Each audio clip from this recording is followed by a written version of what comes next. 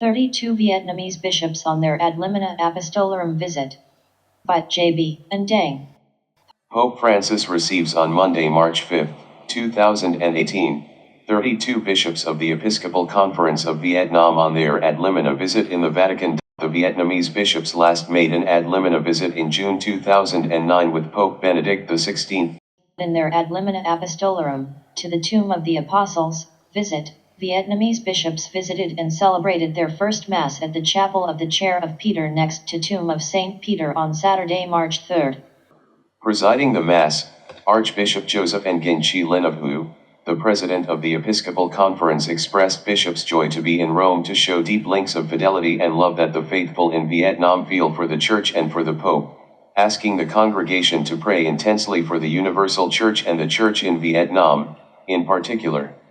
In his homily on the prodigal son parable, Bishop Joseph Nguyen Nang, the vice president of the Episcopal Conference, urged the reconciliation to God as the prerequisite for the communion in the Church that, in turn, gives impetus to missionary zeal. At the tomb of St. Peter, inspired by the parable in today's Gospel, the command to proclaim the good news throughout the world, ad gentes, resonates intensively across the Church in Vietnam. The prelate said, challenges and difficulties are always being there on the road of mission. Each age has its own problems, he continued, emphasizing that the main obstacles are not external hurdles rather than the inner attitude of Christ's disciples who choose to withdraw inside the walls of the Church.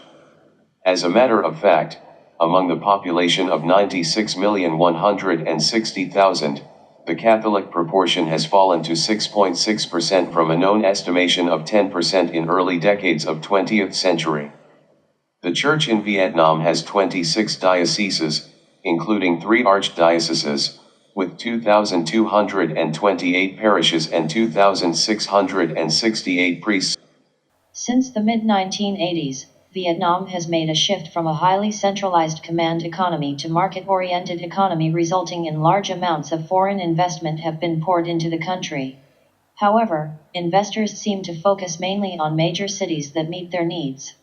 Therefore, over the last decade, the Church has been puzzled by a great internal youth migration phenomenon. Among crucial problems facing the Church is inappropriate pastoral care for young internal migrants, who are attracted by the metropolis to find jobs or to continue their advanced studies. They are facing great risks of being uprooted from their local traditions and faith, and not being able to seek ethical advice and practical directives.